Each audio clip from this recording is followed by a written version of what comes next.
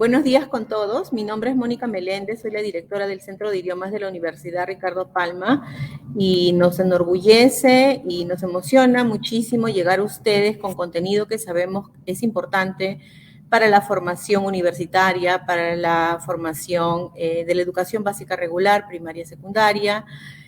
No solamente por eso, también para las personas que aprenden idiomas es necesario en algún momento leer, y como el idioma es una característica viva, una característica que está en constante evolución de la cultura, nosotros en algún momento o tenemos que entender aspectos de las culturas que estudiamos, de los idiomas que estudiamos, y también tenemos muchísimas oportunidades para poder compartir nuestra cultura propia. Nos complace llegar a ustedes en estas 3 fechas con el tema de la literatura peruana. Y hemos tenido muchísimo cariño para organizar esta conferencia en la que vamos a escuchar por 1 hora y media al escritor e investigador de historia y de literatura peruana, Juan Manuel Chávez, quienes ustedes ya han visto probablemente la biodata y también la sumilla de las 3 sesiones. Hemos querido presentar o poner en relevancia las publicaciones y los títulos del Fondo Editorial de la Universidad Ricardo Palma, porque sabemos que es material imprescindible para los investigadores, para las personas que aman la literatura peruana, y revisándola también nos hemos dado cuenta en el Centro de Idiomas, en Idiomas Ricardo Palma, de un detalle muy importante.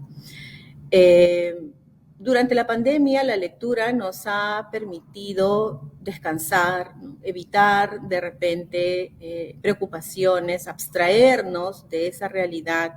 Nos hemos dado cuenta que quizás no tenemos en casa la cantidad de libros que deberíamos tener, que no tenemos cerca de nosotros bibliotecas que deberíamos tener, y que hay que buscar mecanismos para regresar a esas lecturas que quizás en el colegio no pudimos apreciar completamente por diversas razones, porque teníamos que leerla para un propósito, teníamos que, no necesariamente decidíamos nosotros qué cosa leer, ¿no?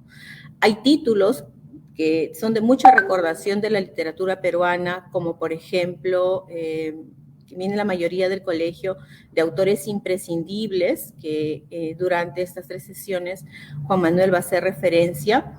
Yo quisiera brevemente presentarles la sumilla de la sesión del día de hoy, y también con eso presentarles a Juan Manuel, quien no necesita muchísima presentación.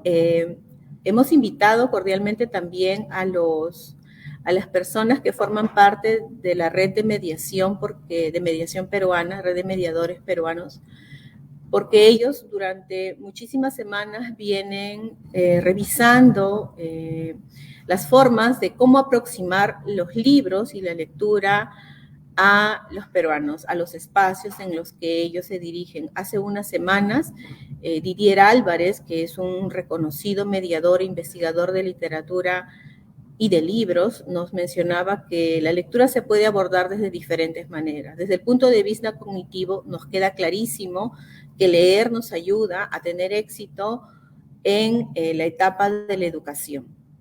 Y desde el punto de vista romántico, quizás nos permite a nosotros tener momentos de ocio y de diversión, de emoción, sin siquiera movernos de nuestras casas. Queremos con estas 3 sesiones invitarlos a regresar a las lecturas que no pudieron completar o que no leyeron con un propósito de placer cuando estuvieron en el colegio. Sabemos, estamos seguros que hay un libro siempre esperando para un lector, y que cada lector interpreta el libro de una manera diferente, y que un libro puede proporcionarnos muchísima alegría y muchísimos sentimientos, y dentro de esos nuestra literatura peruana tiene muchísimos. Sin mayor preámbulo, nos encanta, Juan Manuel, que estés hoy día en la universidad, en los bonitos espacios de la universidad, dirigiéndote a la comunidad que nos está acompañando. Primero, agradecer con mucha emoción a la Universidad Ricardo Palma por abrir el auditorio y permitirme estar aquí en este momento que para mí es significativo, porque es una forma de retornar a una universidad a la cual tengo especial cariño, en la cual he impartido clase y conferencias durante una década de forma intermitente en los retornos al Perú o cuando volvía al Perú. Y entonces, agradeciendo a la universidad, agradecer a su rector, al doctor Iván Rodríguez Chávez, siendo yo un Chávez Rodríguez, y por supuesto a Mónica Meléndez, que de Idiomas Ricardo Palma hizo posible esta invitación con una generosidad dirigida a mi trabajo, con una sensibilidad por mi quehacer literario y académico, pero también con una complicidad tremenda para intentar brindarles, querida audiencia, querida academia, querida universidad, no solamente palabras que en tiempos duros, recios como son estos, siguen siendo significativas, esenciales, sino incluso ejemplares que motiven mucho más la lectura. La cita de hoy, agradecido ya a Mónica Meléndez, la cita de hoy es una aventura por 21 libros que considero yo claves para reflexionar el Perú. ¿Esto qué supone? Supone varias cuestiones. Y esas cuestiones me remiten a poner algunas bases específicas. Lo primero, que ninguno de estos libros son los mejores libros del Perú de los últimos 200 años, sino aquellos 21 libros que yo creo que aportan mucho a entender lo peruano, entendiendo que lo peruano es bastante complejo y siempre nos quedaremos cortos, por un lado. Por otro lado, esta presentación de 21 libros para los 200 años también pretende aceptar una derrota de antemano, y es que es tan diversa la literatura peruana, decía el doctor Iván Rodríguez Chávez, es multiliteraria, y a la vez estamos en una nación también plurilingüe, que dejamos fuera, incluso en una reflexión ambiciosa de 21 libros que haremos en 3 fechas, a tantísimo que quisiéramos abordar. No obstante, lo que a mí me importa también es no solamente dedicarme a la pieza literaria por sí misma publicada, sino discurrir hacia aquellos referentes de la oralidad y también discurrir a libros que forman parte de la cultura, entendida esta como una plataforma tan amplia, y no solamente lo literario. De tal modo que utilizaré algunas diapositivas con fragmentos de libros que son mucho más difíciles de ubicar, que no forman parte de lo literario, e iremos con algunas lecturas y reflexiones interactuando para ustedes. Por otro lado, cuando Mónica Meléndez me propuso este ciclo de conferencias de parte de Idiomas Ricardo Palma en la Universidad Ricardo Palma, para mí fue una oportunidad para releer un libro de fondo editorial de esa institución que a mí me gusta mucho, que es Literatura Peruana, Teoría e Historia, del querido Iván Rodríguez Chávez. Ustedes recordarán que Rodríguez Chávez tuvo una tesis doctoral muy ambiciosa, 800 páginas, donde él se planteaba cómo debe enseñarse la literatura peruana. Y entonces él hace una reflexión ambiciosa, digo, porque él repasa los modos en que la literatura peruana se ha periodizado, por ejemplo, la literatura peruana, cómo se ha ofrecido a los escolares y los medios educativos, y entonces él pasa revista un poco de cómo trata la literatura peruana Ribagüero, Mariátegui, hasta llegar a figuras mucho más contemporáneas como Tamayo Vargas y Cornejo Polar. Y entonces con mucha crítica, pero también con mucha visión contemporánea, Rodríguez Chávez aporta algunas ideas que yo no quiero dejar pasar porque tienen que ver bastante con el sentido de estas 3 sesiones. Dice Rodríguez Chávez en este libro, en la página 170, lo siguiente: como la occidentalización causó una dependencia a la literatura que se producía en el Perú, desde la independencia en adelante, funcionó como eco de la literatura española, desarrollándose, aunque con retraso, al ritmo de las variaciones estilísticas metropolitanas. Estudiando este sistema literario a lo largo del tiempo, es factible encontrar una serie de periodos. Me parece fundamental el planteamiento, porque cuando hablamos de literatura peruana, en la época republicana, 200 años, hablamos de una literatura que se hace después de la independencia, pero no una literatura que se ha independizado de los referentes europeos y sobre todo españoles. Esta reflexión viene aparejada de lo siguiente. Yo quiero que, querida audiencia, queridos estudiantes, queridos docentes, pensemos en la literatura peruana de este bicentenario en diálogo con un pequeñísimo poema que se escribió antes de la independencia, se publicó después de la independencia y que fue escrito por un hombre que creyó en la independencia y que murió a consecuencia de esta lucha en favor de la emancipación del Perú. Un hombre que muere en Puno, que nace en Arequipa, que había estado en Lima y que es quizá el primer momento de una literatura peruana que busca sus propias vertientes. El autor de Yarabíes, como es Mariano Melgar.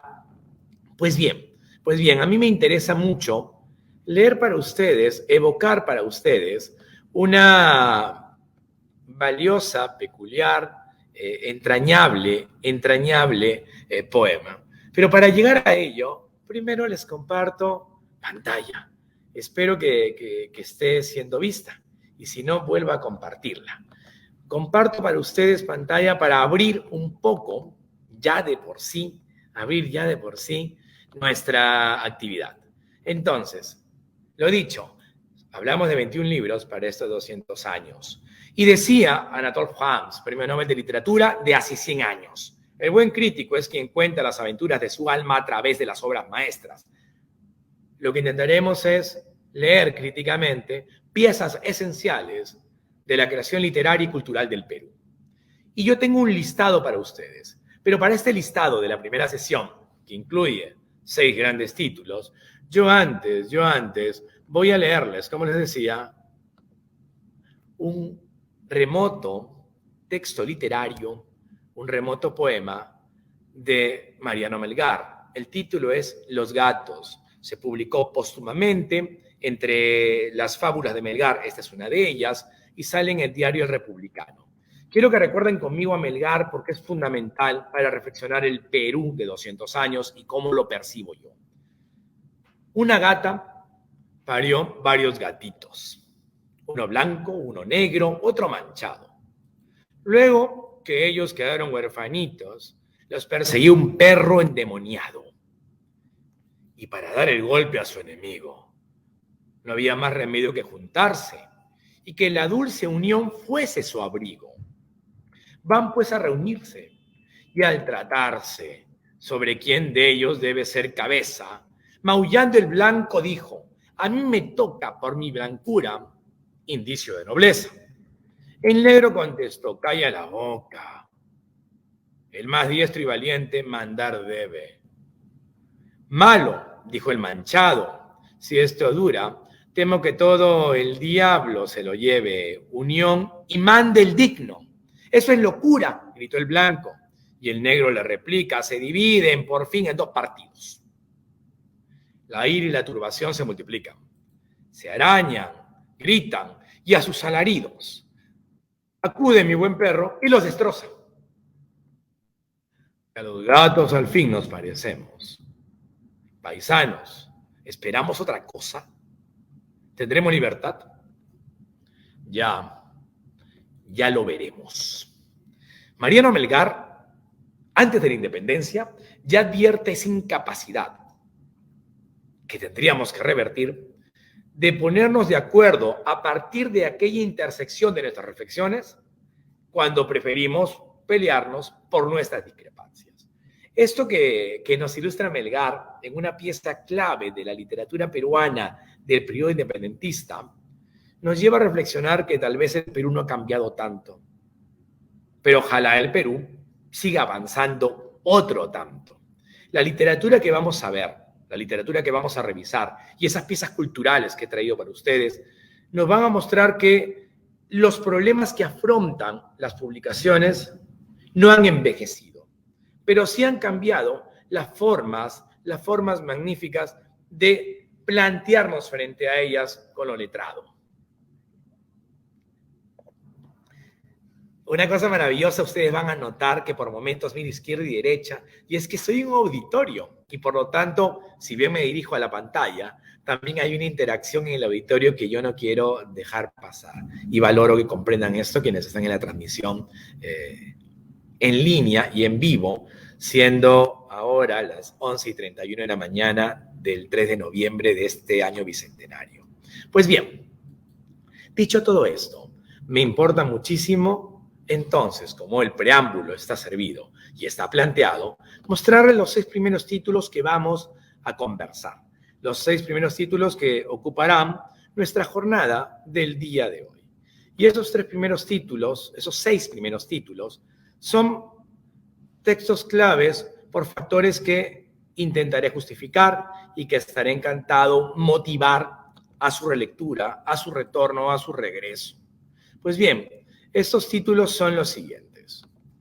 El primero, ya se había mencionado al inicio de esta presentación, gracias a Mónica Meléndez. Si está compartiéndose la pantalla, el primero es El dilatado cautiverio, cuya publicación se estima hacia 1825, de Juan Bautista Túpac Amaru, el hermano del rebelde Túpac Amaru II. El segundo título es todavía más extraño como libro. Memorias sobre las enfermedades epidémicas que se padecieron en Lima el año de 1821, de José Manuel Valdés. El libro se publica en 1827. Por supuesto, para mí es esencial ir a Peregrinaciones de una paria, de Flora Tristán, cuyo libro se publica en francés en 1838 y cuya traducción al español tardó casi un siglo. Por otro lado, Museo de Limeñadas, de Ramón Rojas y Cañas, el primer libro orgánico del costumbrismo. Y Rojas y Cañas, un gran amigo durante un tiempo de Manuel Ricardo Palma. Tal es el modo en que se trataban en las cartas que compartían por aquel siglo XIX en El Comercio y El Heraldo de Lima.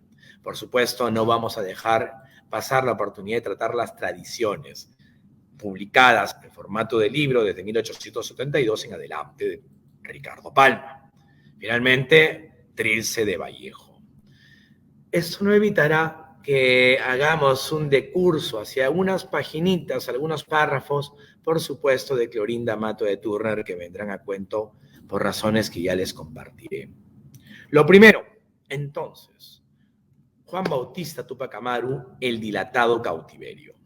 Quiero hablarles brevemente de esta figura para mí esencial.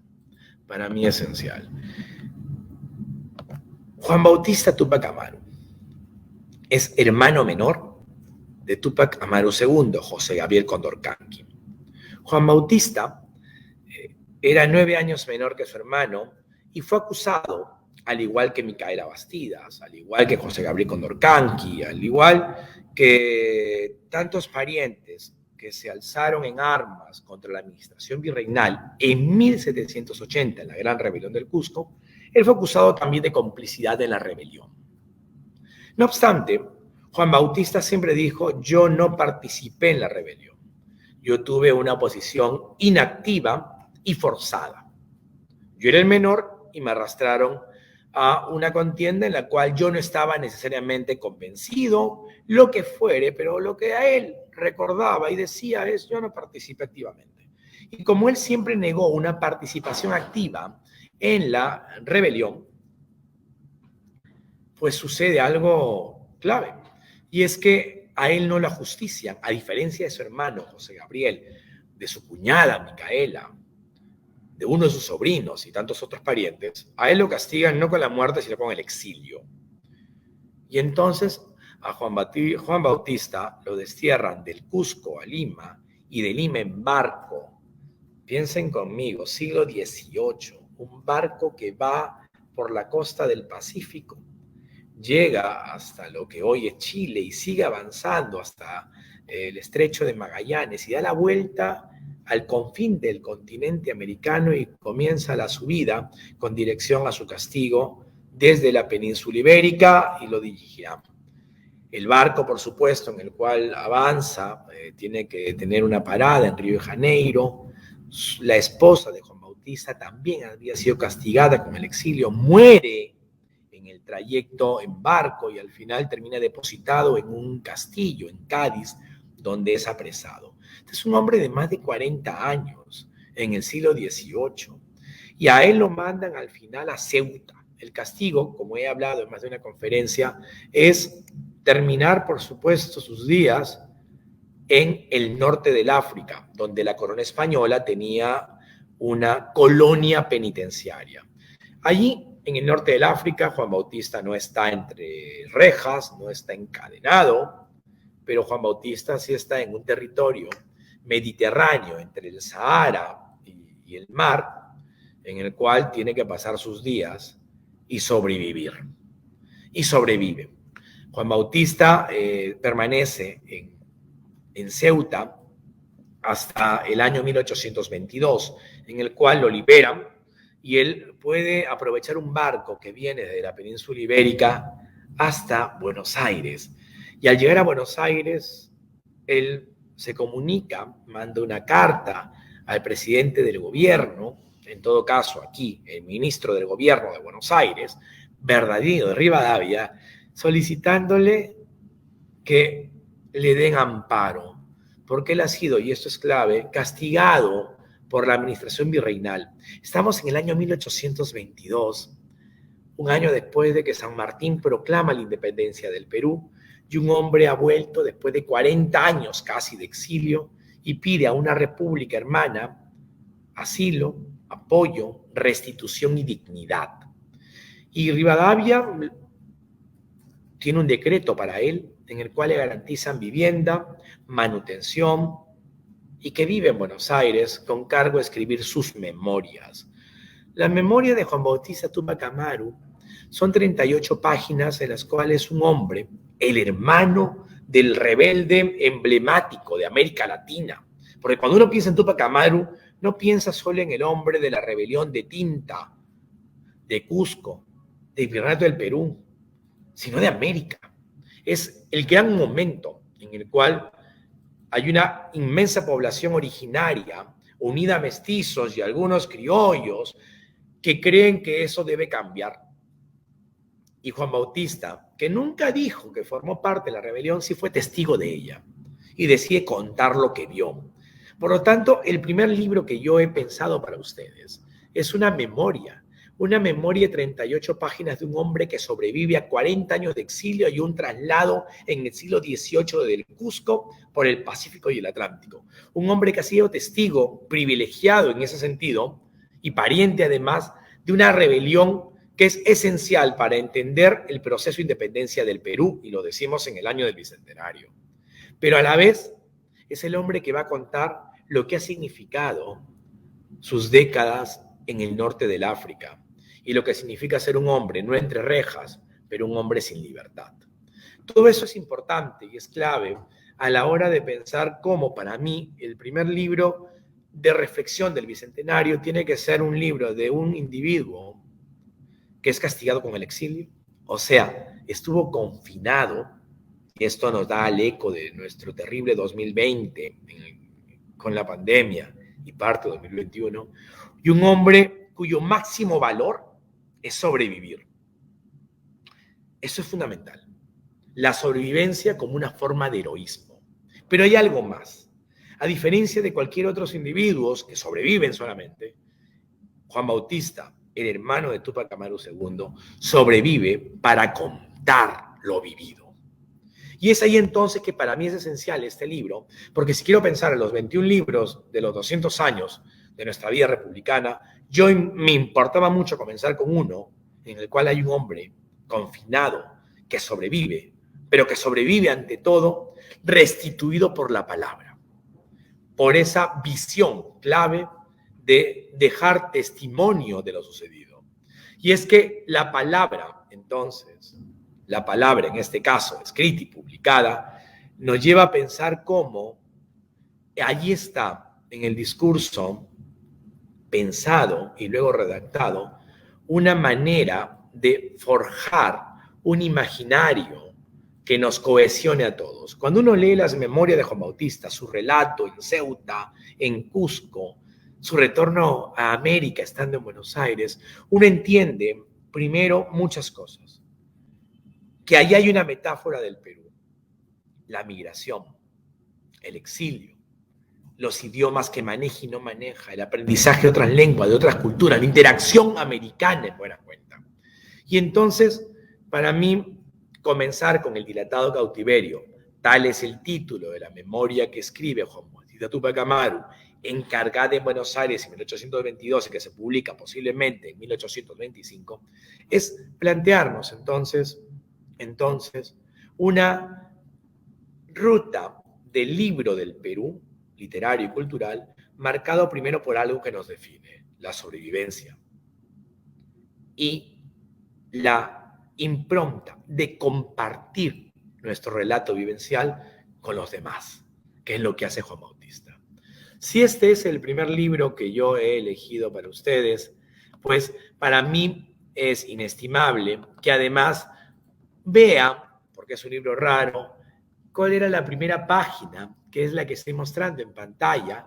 Y esta primera página es sencillamente una muestra inicial de estas 38 que yo rescaté y digitalicé de la Biblioteca Nacional del Perú, aunque también hay otra en la Biblioteca de Buenos Aires. Juan Bautista, que nace en Cusco en 1747 y muere en la ciudad mencionada en el 27, 5 años después de haber llegado allí, nos dice lo siguiente. Él siempre nos va a recordar que lo importante era dejar testimonio. Y entonces para mí el hermano de Túpac Amaru II fue testigo de la gran rebelión y escribe sus memorias luego de sobrellevar un exilio que se prolongó por varias décadas. Y entonces cuando uno piensa en las memorias del dilatado cautiverio, hablamos de las palabras de un sobreviviente que años antes de morir en Buenos Aires vuelve a un continente que está emancipándose. El otro título que me importa compartirles, dejando ya a Juan Bautista, tiene por nombre Memorias sobre las enfermedades epidémicas que se padecieron en Lima el año de 1821. Su autor es José Manuel Valdés. Este libro es quizá el más desconocido de todos los que vamos a tratar. Por lo tanto, yo también he separado una página para que ustedes la vean. Y antes de pasar a esa página, quiero leerles una reflexión que yo tengo sobre este personaje. Mientras que José de San Martín proclamaba la independencia del Perú, el médico Valdés, que fue médico, decidió emprender otra forma de emancipación. Él escribió sobre la salud pública y el modo en que ésta podía enfocarse en las necesidades concretas de la población. Él, que era un hijo de esclava que doblegó la estratificación de casa virreinal y accedió a la universidad con una dispensa de color, trasciende su época. Permítame contarles muy brevemente quién es Valdés, que para mí puede ser uno de los personajes más singulares, más llamativos, más insospechados de la cultura peruana. Volvamos al siglo XVIII de nuevo.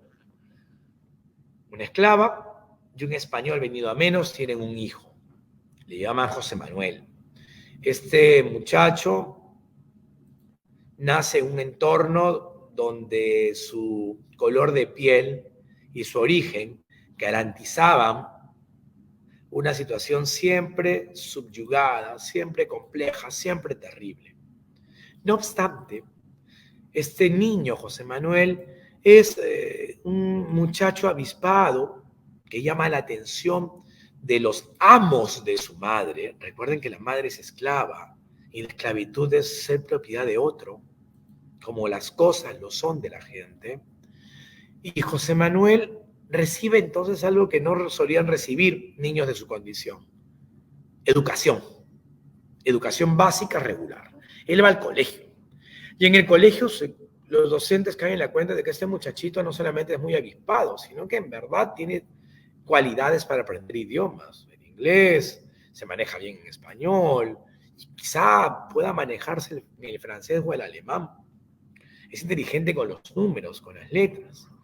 Y este muchacho entonces, cuando acaba el colegio, en el siglo XVIII, sueña con estudiar una carrera, ir a la universidad. Es más, él sueña con ser médico. Pero en la sociedad en la cual ha nacido, estamos en el virreinato del Perú, las personas de su color de piel, las personas de su origen, no tienen permiso para ir a la universidad. En el siglo XXI damos por sentado si queremos o no estudiar una carrera. Estoy yo aquí en el auditorio de la Ricardo Palma, tan querido y tan arropado por gente amiga de la institución. Pues bien, recuerden que en el siglo XVIII y también en el 19 había personas que tenían vedada la oportunidad de los estudios superiores, por razones diversas, como le pasó a las mujeres y como les pasó a Valdés. Y entonces él no puede estudiar en la universidad, lo tiene prohibido, y le permiten asistir libremente a la cátedra de Hipólito Unanue para intentar aprender como espectador el quehacer de la medicina. Es un tipo brillante, Valdés, tan brillante que Hipólito Unanue, Paquija Carrillo y varios personajes fundamentales en la formación de la República Peruana lo invitan a escribir artículos de medicina, aunque no sea médico, artículos de medicina en el Mercurio peruano. Y él, como no es médico, decide utilizar un seudónimo muy sospechoso y muy peculiar y escribe artículos ocultándose en el seudónimo. Pero Valdés quiere ser médico aunque su madre haya sido esclava, quiere ser médico aunque no se lo permita la ley. Y entonces, alentado por amigos de confianza, viaja a España para pedir a la institución competente del virreinato que le permitan estudiar. Y entonces el expediente de él, que es fascinante, lleva un resultado. La corona española le da una dispensa de color. ¿Qué es eso? Que la corona lo disculpa de tener el color de piel que tiene, y a pesar de ese color de piel, como si eso fuera infamante, como si eso fuera un motivo de marginación de otro ser humano, le permiten estudiar en la universidad. Su caso es atípico, es excepcional, es fascinante. Y estudia medicina y es médico.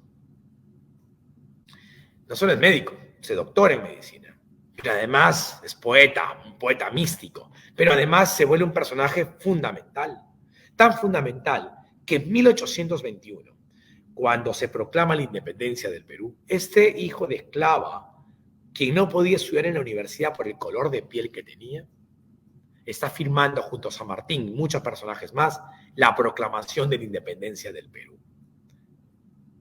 Y esto ya de por sí es fascinante, importante, distinto. Alguien que en verdad rompió todas las barreras que lo iban a confinar a la pobreza, a la marginación o quizá incluso el sometimiento de esclavitud. Pero Valdés hace algo que a mí me sirve de estímulo, alegría, orgullo y razón para incluirlo en este camino de 21 libros en 200 años. Valdés decide preguntarse algo clave.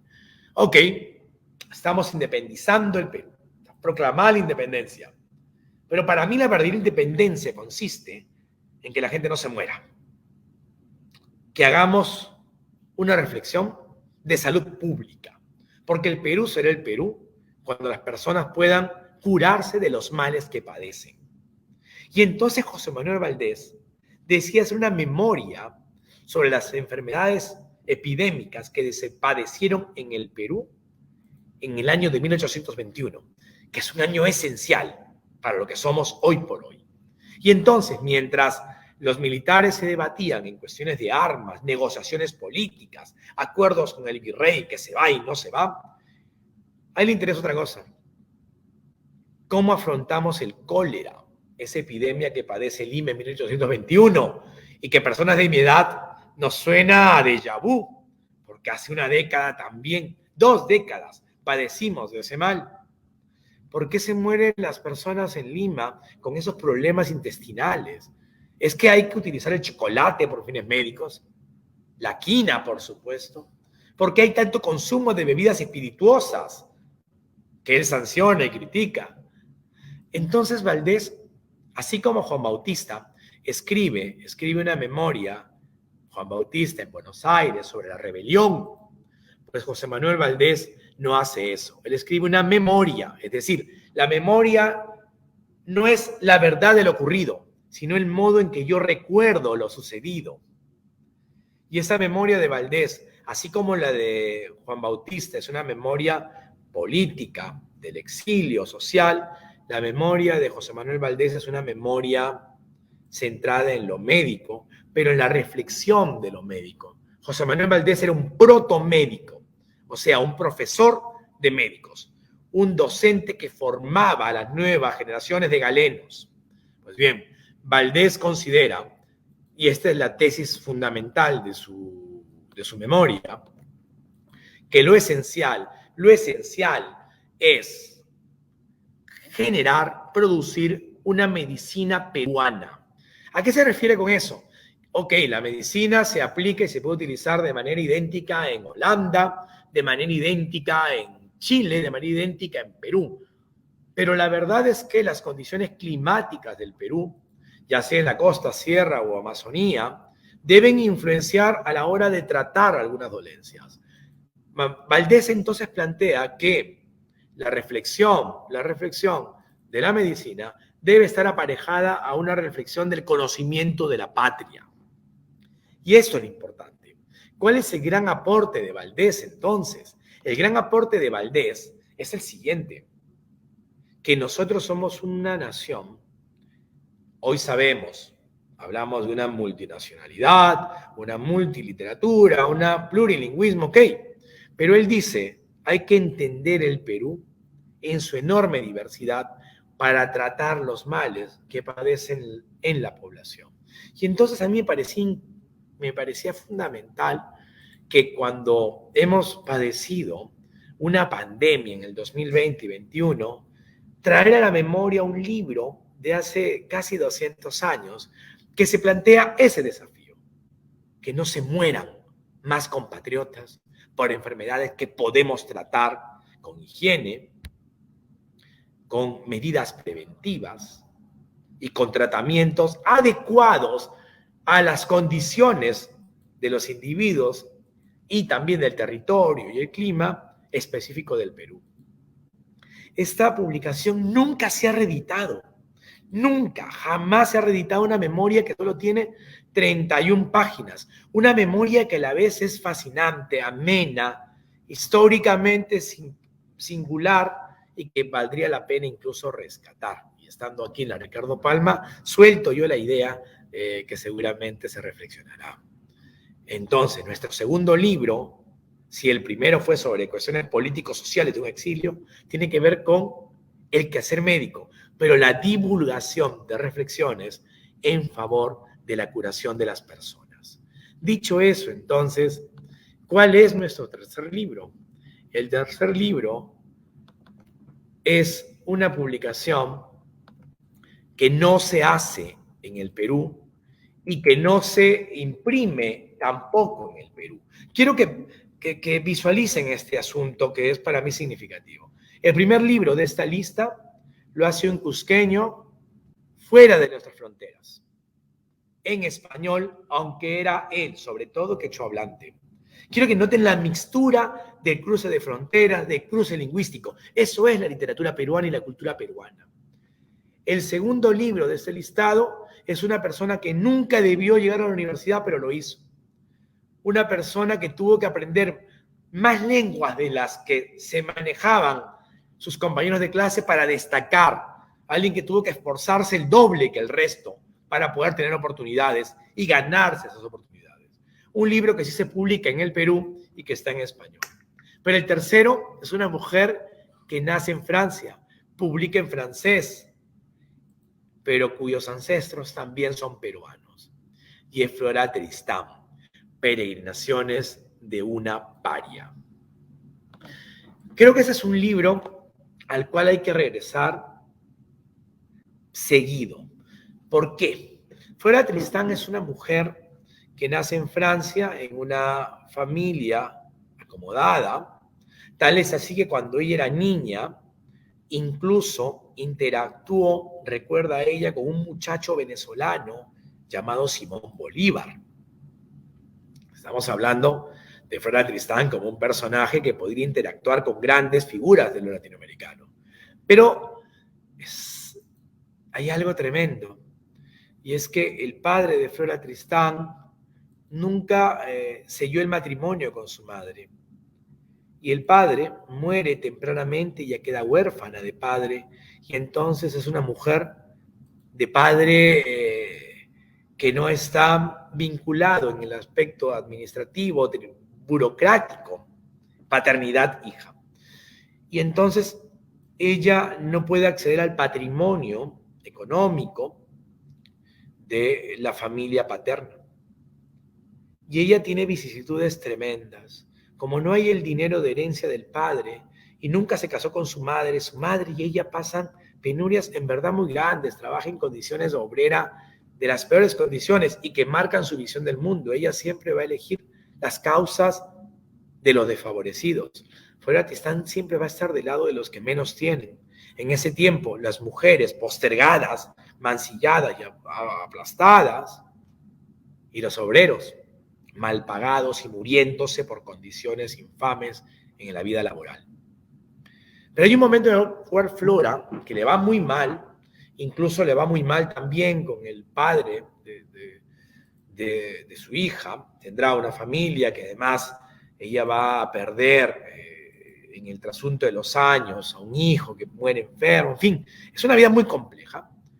Tal es así que incluso su ex esposo le va a disparar en la espalda un día en París, lo cual acarreará problemas de salud que le quitarán la vida a una edad bastante joven.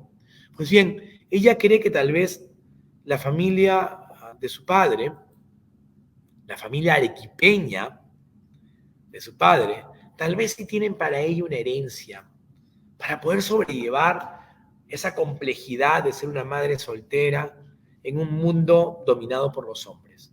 Y entonces ella decide viajar al Perú. Esta francesa decide llegar a nuestro país para poder solicitar lo que le corresponde en cuestiones de dignidad, aunque la ley no estuviera de acuerdo. La herencia, algo simbólico de todo el capital que maneja la familia paterna. Y entonces ella hace una ruta en barco de ida y vuelta y nunca le restituyen económicamente y escribe un libro que también tiene que ver con la idea de la memoria. Si el primero que hemos hablado de Juan Bautista es una memoria político del exilio y social, y la segunda es una memoria de las enfermedades, en buena cuenta, y de divulgación de la salud pública y la higiene y la prevención, esta es la memoria del viaje con un único objetivo, lograr un objetivo que no se consigue. Entonces, Peregrinaciones de una paria, el gran, el notable texto de Flora Tristán, es el viaje de una mujer sola en el siglo XIX, primera mitad, persiguiendo algo que no conseguirá. Pero es un libro, entonces, en el cual tenemos la mirada del Perú hecho por alguien que no es del Perú, pero que viene a nuestro país. Si la primera publicación que hemos tratado de Juan Bautista es un libro que tiene que ver con el Perú, escrito con la nostalgia del extranjero, y el segundo, la de Valdés, es una memoria médica de alguien peruano en el Perú, ese tercer libro ya no. ¿Qué Perú hay? ¿Qué Perú hay? Y este libro, que es amplísimo, importante, traducido al español casi 100 años después, solamente casi 100 años después, es un libro que, sin lugar a dudas, y esto lo digo con toda franqueza, es un libro que se plantea directa y claramente, un amor por nuestra patria, pero un amor crítico. Flora Tristán había nacido en París en 1803 y muere en Burdeos en el 44, muy joven. Y el libro arranca con una presentación que es un saludo a los peruanos. Y dice así Flora Tristán en aquella publicación: he recibido entre vosotros una acogida tan benévola que sería necesario que yo fuese un monstruo de ingratitud para alimentar contra el Perú sentimientos hostiles. Nadie hay quien desee más sinceramente que yo vuestra prosperidad actual y vuestros progresos en el porvenir. Este voto de mi corazón domina mi pensamiento. Y al ver que andáis errados y que no pensáis, ante todo, en armonizar vuestras costumbres con la organización política que habéis adoptado, la República, he tenido el valor de decirlo con riesgo de ofender vuestro orgullo nacional. He dicho, después de haberlo comprobado, que en el Perú la clase alta está profundamente corrompida y que su egoísmo la lleva para satisfacer su afán de lucro, su amor al poder y sus otras pasiones a las tentativas más antisociales. Es tremendo lo que dice Flora Tristán, pero siempre todo lo tremendo que dirá a todos los escalafones de lo nacional está marcado por esta precisión de su amor por el Perú. Un país donde nunca le dieron la herencia, pero donde siempre hubo un trato distinguido. Volver a Peregrinación de la Paria es volver a un libro en el cual sentimos una mirada de fuera de nuestro país, que siendo una mirada desde el extranjero, tiene una cualidad para hacer el zoom y acercarse y darnos una radiografía de lo que hemos sido y de lo que no terminamos de dejar de ser. Yo invito a leer a Juan Bautista Túpac Amaru, a José Manuel Valdés y con igual énfasis a Flora Tristán. Porque con Flora estamos además en la primera mujer de este recorrido. Y esa mujer es una de las grandes fundadoras de una visión del feminismo, no solo en lo literario, sino en la sociedad, cuyas reivindicaciones siguen 200 años después, no solo siendo vigentes, sino siendo tarea pendiente como sociedad. Además de lo dicho, además de este recorrido planteado para ustedes, tenemos ya textos que definitivamente ustedes conocen ya tanto o mejor que yo. Ya hemos estado en 3 piezas de carácter memorialístico, es decir, aquellos libros en los cuales una persona escribe no sobre lo que vivió, sino escribe aquello que recuerda de lo que vivió, y aquello que recuerda está atravesado por el olvido, el énfasis intencional, etc. Pues ahora vamos a ir a hablar de piezas sí plenamente literarias. Y el cuarto libro que nos convoca es Museo de Limeñadas, de Ramón Rojas y Cañas. Así como El dilatado cautiverio, de Juan Bautista Túpac Amaru, ha sido motivo de que yo publique un libro este año, después de un par de años de investigación en Lima, Buenos Aires, Cusco, Sevilla, Barcelona y Ceuta, norte del África. Así como Valdés es un personaje que estoy investigando en el presente y escribiendo algunos artículos para difundir esta memoria del 21. Y así como Flora Tristán es parte de mi investigación doctoral, es parte de un capítulo que es esencial para mí, Rojas y Cañas es un personaje que me remonta 18 años atrás, cuando yo era asistente de un gran amigo de la Universidad Ricardo Palma, que es el doctor Jorge Cornejo Polar. Yo recuerdo los jueves con Jorge Cornejo y Nelly Talavera, su esposa, comiendo choclo con queso, manzanillo cedrón en su casa aquí en Surco. Y hablábamos de Ramón Rojas y Cañas, del cual se publicó un libro, en el cual aporté yo un par de estudios. Y se reeditó Museo de Limeñadas. Rojas y Cañas, ¿quién es? Es el autor responsable del primer libro orgánico del costumbrismo. Cuando uno habla de costumbrismo en el Perú, ese tipo de literatura en la cual un autor relata los hábitos y costumbres, en este caso de nuestra capital, para sentarnos en la capital, pero relata con esas pinceladas narrativas, expositivas, sobre todo descriptivas, e intenta revelar el presente para dejar constancia, cual cronista o periodista contemporáneo, de lo visto, de lo sentido, de lo valorado. Pues bien, 2 figuras son habituales cuando se habla de costumbrismo en el Perú: Felipe Pardo de Aliaga y Manuel Asensio Segura. Por ahí también a Manuel Atanasio Fuentes. Pero si bien esta es la constelación fundamental, la que se repite en el colegio y en las universidades, yo reivindico una figura menor, como Ramón Rojas y Cañas, que si bien nunca logra la calidad de la prosa y la riqueza que tuvieron Felipe Pardo o Manuel Asensio Segura, todos recordaremos Ñacatita, por lo menos. Lo que hace Rojas es que es pionero antes que los mencionados autores del costumbrismo, él publica un libro, no con artículos que recopila de los periódicos donde él colaboraba, El Comercio, El Heraldo, El Correo de Lima, no. Él escribe un libro pensado para la sociedad limeña, entregando su visión del costumbrismo. Es un libro delicioso, es un libro sabroso, como tiene que ser el costumbrismo, impregnado de humor, de amor por la ciudad, pero amor masoquista, un amor que critica, punzante, que aguijona. Yo recuerdo, y esto lo menciono con una evocación cálida hacia los tiempos de estudiante universitario en que yo asistía al bueno de don Jorge Cornejo Polar. Yo recuerdo que miraba los periódicos del siglo XIX buscando todo lo que escribía Rojas y Cañas. Yo estaba imbuido aquel verano en Rojas y Cañas.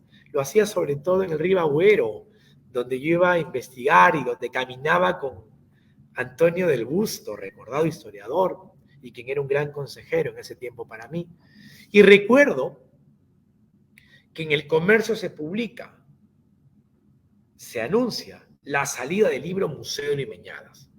Este libro que viene a mostrarnos en una publicación ilustrada, hermosa en verdad, lo que tendría que ser esta ruta de lo literario en el Perú. Y sucede algo singular. Rojas y Cañas, que era un periodista conocido, defenestrado, odiado por unos y querido por otros, que escribía a pedido, con cobro por sus artículos, se da cuenta que a nadie le interesa su libro. Él lo vende hasta en su casa, publica un anuncio en los clasificados del Comercio, que por eso se llama El Comercio, porque ponía anuncios comerciales, que el libro se vende a tal cantidad de dinero y no se compra, no se vende, no hay estudios críticos sobre su obra. Su obra pasa desapercibida.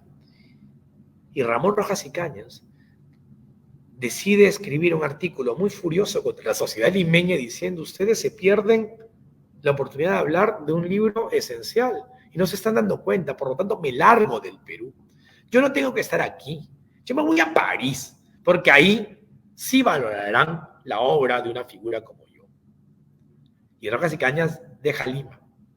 Y desde el extranjero, desde Francia, comienza a mandar artículos que se publican, vuelvo a la idea, El Comercio, Heraldo, El Correo de Lima, relatando ahora sí lo que es vivir en una sociedad que presta atención a lo literario. ¿Saben algo? Yo descubrí, rastreando la vida migratoria y los escritos de Rojas y Cañas, que nunca estuvo en París, que sí dejó Lima, pero se fue a Tacna. Y desde Tacna contaba su vida en París. Es un hombre, es un animal literario, Rojas y Cañas. Por eso me interesaba meter en el cuarto avance, en la cuarta estación de este peregrinaje por lo literario y lo cultural en el Perú, a una figura que convertía todo en escritura. Y que esa escritura, aunque tenía la intención de que suene real o verdadera, está atravesada por la ficción. Para cerrar el pasaje en torno a Rojas y Cañas, yo sí lo quiero recordar que él es el autor, además de un libro llamado La Guerra del Pacífico. Escrito en 1808, es una reflexión fundamental sobre qué Perú tenemos que armar, no para ganar una guerra, sino para sobrevivir a la derrota. La Guerra del Pacífico, de Ramón Rojas y Cañas, es un folleto de menos de 40 páginas que, por supuesto, también toca leer y revisitar. Si dicho esto, no les ha dado curiosidad buscar o revisar o reencontrarse con algunas publicaciones, yo no quiero dejar pasar, por supuesto, en una quinta estación de ese peregrinaje a un autor que inventa la ciudad de Lima, a un autor que nos da la imagen de lo que Lima es, y a Ricardo Palma, autor de Las Tradiciones. Ricardo Palma no necesita presentación, menos aún estando yo en la universidad que lleva su nombre. Perdónenme que eso derecha e izquierda siempre tiene sus dificultades en la cámara. Pues bien, Ricardo Palma es un autor con múltiples traducciones. Hoy estaba yo disfrutando de la edición que hace la universidad con traducción al chino. No sé si ustedes la han visto alguna vez. A mí me parece alucinante poder ver a un autor como Ricardo Palma en estos ideogramas que nunca he conseguido aprender a leer. Ricardo Palma es un autor clave para mí por varias razones, pero yo solamente voy a enfatizar dos. Dos que son entrañables. La primera, Ricardo Palma escribe sus tradiciones. Todas las conocemos, hemos leído tantas de ellas. Don Dimas de la Tijereta y cuantas ustedes quieran pensar. Son piezas breves en las cuales, a partir de una anécdota, de un dato histórico, de un refrán, algo detona esa cualidad fascinante que tenía Ricardo Palma para contar con una prosa que merece cantarse y leerse en voz alta y de pie, una visión suya de aquello que ya ocurrió en tiempos siglos pasados, por lo menos décadas anteriores. Pues bien, Ricardo Palma no era un tradicionalista, un hombre que tenía una ensoñación del pasado y que quería que volvamos a vivir las épocas gloriosas de ser un virreinato. No. Ricardo Palma es un tradicionista que entiende que el pasado es útil y fundamental para comprender lo vivido y forjar el futuro. Palma es un hombre, entonces, que en estos textos tan breves, tan jocosos, tan demoledores, tan fascinantes, nos regala el ayer, no por el ayer glorificado, sino porque el ayer nos sirva para el mañana. Punto 1, que para mí es esencial. Punto 2, hemos hablado al principio de Juan Bautista Túpac Amaru, hemos hablado después de José Manuel Valdés y también de Flora Tristán, también de Museo Limeñada de Rojas y Cañas. Rojas y Cañas, que fue amigo y luego rival de Manuel Ricardo Palma, introduce algo que en Palma se vuelve un eje, el humor. La literatura peruana no le hace honor a la sociedad peruana en general. Cuando yo explico que el cielo gris de Lima, en el extranjero, en mis amistades en Alemania o en España, donde fuere, y les explico que sí, el cielo gris de Lima es obviamente apabullante, oscuro, feuco, buena cuenta, nosotros respondemos a ello con humor. Tenemos una forma socarrona de mirar la vida. Incluso en la tragedia podemos encontrar ese filón para la anécdota que nos hermane, nos fraternice. La sonrisa no está mal vista en nuestra sociedad. Y el maleteo cariñoso tampoco. Entonces, si hay algo de lo que adolece la literatura peruana y los libros de la cultura peruana, es el sentido del humor, la fina ironía, la habilidad para la parodia. Y en eso Palma es maestro. O sea, la literatura peruana tiene en Palma el fundador del humor. Y el humor no quiero decir ligero, no quiero decir lo trivial, quiero decir el humor en el sentido de hacer de la vida una reflexión que incluso conlleva una carcajada. O sea, un mundo mejor. Y Palma es quizá el fundador de todo ello. Y eso hace que Palma sea esencial.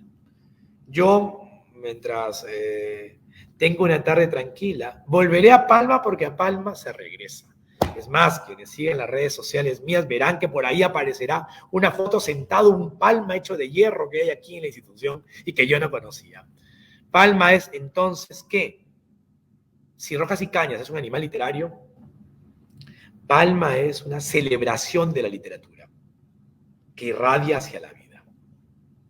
Si este es Palma, la estación final de esta cita, a la cual ya estamos acercándonos y para la cual tenemos solo unos 7 u 8 minutos de cierre, es un autor que todos y todas admiramos, pero que evidentemente no leemos siempre. Y es César Vallejo. Yo no concibo la literatura peruana sin César Vallejo. César Vallejo es, en mi visión de las cosas, uno de los 2 o 3 imprescindibles en la reflexión de la literatura peruana, de la sociedad peruana y también de la humanidad en pleno. Decía Harold Bloom, autor de un libro fascinante sobre el canon de lo literario, decía Harold Bloom que uno de sus errores al armar un canon universal de la literatura estaba en no haber incluido a César Vallejo.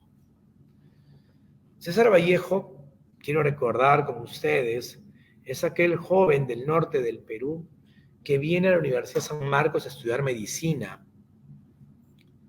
y que siendo estudiante de la universidad tiene que abandonar los estudios porque no hay dinero para continuar. Esto para mí es esencial. Vallejo es una metáfora de todo lo que nos falta hacer para construir un Perú que integre a los demás, a los de acá, a los de allá. Un Perú que no deje a nadie atrás. César Vallejo es la metáfora de cómo podemos intentar ir hacia los máximos límites de nuestros anhelos. Porque es un poeta que fue defenestrado y maltratado en su quehacer artístico, pero que siguió creyendo en las formas de expresión lírica que él propone. Cuando uno habla de Vallejo, uno habla de libros como Los Heraldos Negros, como Trilce, y como España parte de mi este cáliz, un libro póstumo. Ustedes recuerden que yo vivo en Barcelona, y en el 2018 caí en la cuenta, gracias al dato de un buen amigo mío, Paolo de Lima, que en la comunidad donde vivo, en Cataluña, de la cual Barcelona es la capital, se alberga en el monasterio de Montserrat el único ejemplar conocido a la fecha que se salvó del exterminio de España parte de mi este cáliz. Un libro hermosísimo de Vallejo que ustedes y yo conozco. Hay poemas que todos hemos leído en el colegio y tendrán que buscarlos, que no les voy a dar el dato, que para eso es esta conferencia, para que ustedes busquen los libros. Y una mañana de martes me fui a Montserrat, nos fuimos en familia a Montserrat, y en el monasterio me dieron 1 hora para estar frente a la edición póstuma, la de 1938 de España parte de mi este cáliz, y mirar el libro durante 1 hora con un lápiz para anotar al costado de mi libreta y tomar 5 fotografías. Sobre eso escribí una crónica, porque Vallejo nos toca a todos. Nos toca a todos y no solo a los peruanos, y a esto quería contarles. Hace varios años yo trabajaba los veranos en la Universidad Ricardo Palma.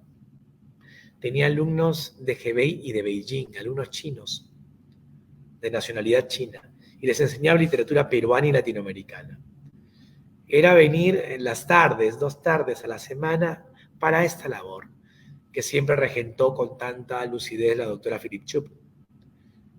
Y estando aquí, yo decidí un sílabo arriesgado, entre ellos que mis alumnos y alumnas de Hebei y de Beijing, sobre todo alumnas en estos cursos, leyeran Trilce de César Vallejo. Leyeran esos libros, ese libro tan fascinante de la vanguardia, Gallos cancionan en la noche. Recuerden esos versos numerados. Leyeran Trilce. Un libro que por lo general es difícil de comprender, pero que yo se los encargué de lectura, porque es un libro que al margen de que lo comprendamos, es sencillo de sentir, es fácil de experimentar, con algo que no es cognitivo, sino sentimental. Trilce podía servir para ello, para dar un mensaje distinto a mis estudiantes de Beijing y de Hebei.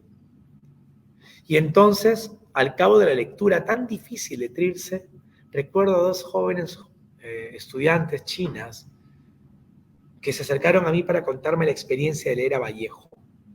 ellas, que no dominaban plenamente el español y que por supuesto no dominaban el español de Vallejo, ni tenían unas grandes lecturas de poesía peruana, todo lo contrario, estaban aquí para aprender la cultura peruana y latinoamericana, venían aquí 2 veces por semana a Ricardo Palma para ello.